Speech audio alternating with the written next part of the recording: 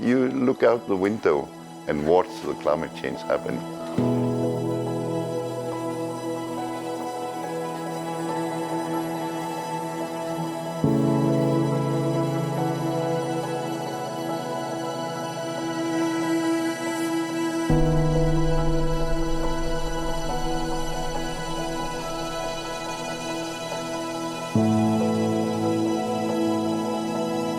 I think Ilulissat is one of the most dramatic places in Greenland to see climate change because it has one of the largest glaciers in Ilulissat Ice Fjord, and it has some of the biggest changes.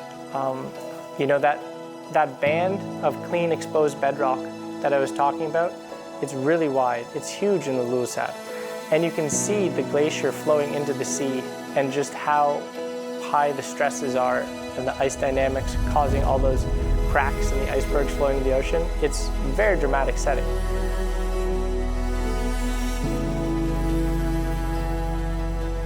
So when you stand on the fjord wall and you watch those icebergs slowly going into the ocean, you're watching about 1% of the global sea level rise contribution leaving Greenland and going into the ocean.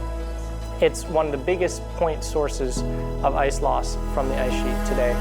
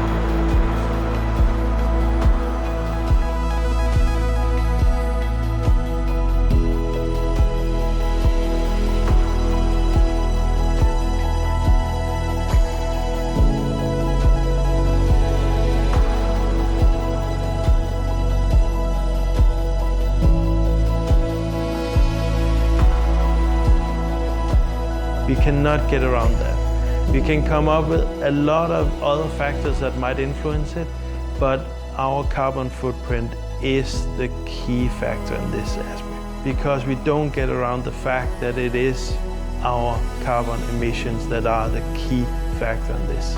How I feel about this is the clock has started, and the clock now is going much faster. We're constantly speeding it up. So what we're asking our kids to do is we want them to stop the clock. We have to stop it now, because by the time it gets to them, the clock will be way too fast. They won't have the time left to make a difference. We have the time now to make a difference. They won't. So I hope we actually do something so our future generations can walk on this beautiful glacier again. Those of us who study climate change, we think we have a pretty good idea of how it's happening and how it's happening faster than politicians are reacting.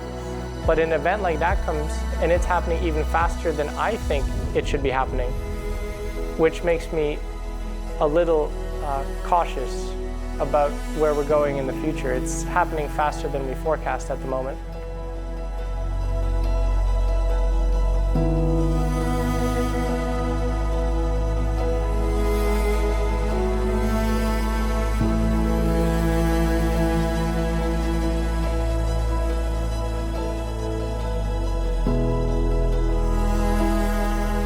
The world will not end.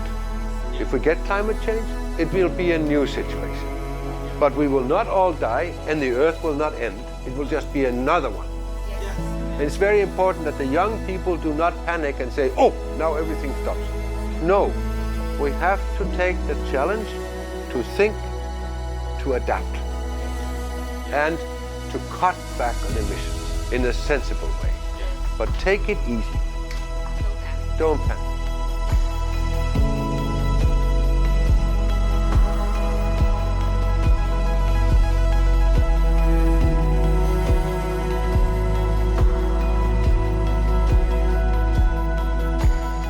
my message is very simple. Please, please, please stop burning fossil fuels and go on renewables.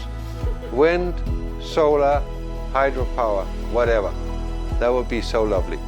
We can always do something individually. We don't have to wait for others to do so or tell us to do. And I think it's very important that we all think that we can start today. We don't have to wait. So I think focus should be replacing fossil fuel on very large volume consumers like power plants or production facilities in general.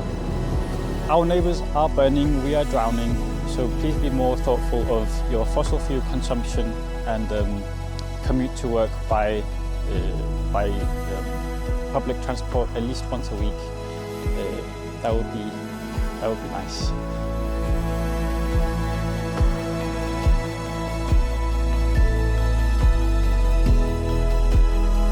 I would love to say that we would love to see more education about the climate changes and more connection between the different countries, generally in all of the countries, about the climate change that is happening now. Because after all, climate change is under children's rights. Every child has the right to live in good conditions. I have and quite big workshops where I have had all from local hunters to you know, and also representatives from the scientific community, and then all the relevant stakeholders, both national and international stakeholders, in relation to these issues, simply to discuss what are the important issues and how can we solve them together. I don't want to stimulate ideas. I want to facilitate the process of getting the ideas, and I think that's one of the things that I can actually, that I can make people with very different backgrounds cooperate, and that's maybe my best quality. 解冻格陵兰采访记录团队亲自造访11个城镇，与专家学者、政府官员、当地居民深度访谈。气候变迁已经是不争的事实，因应调适跟积极的付诸行动，才是我们每一位都必须面对的课题。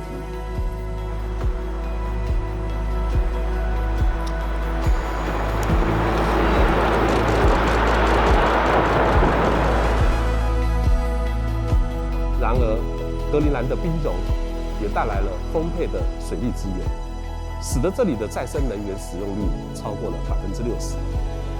孩子们能在夏季的溪边开心玩水，变暖的洋流带来了丰富的渔业资源。从冰层中裸露的土地，有着更多的可供畜牧、耕种的农业发展机会。我大胆地预言，渐渐地，在北极的格陵兰将成为宜居的城市。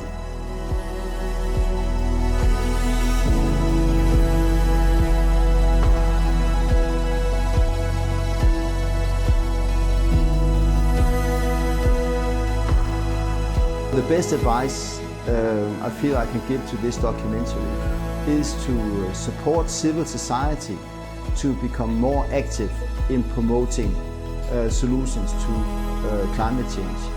And I think there are two key roles that civil society can play.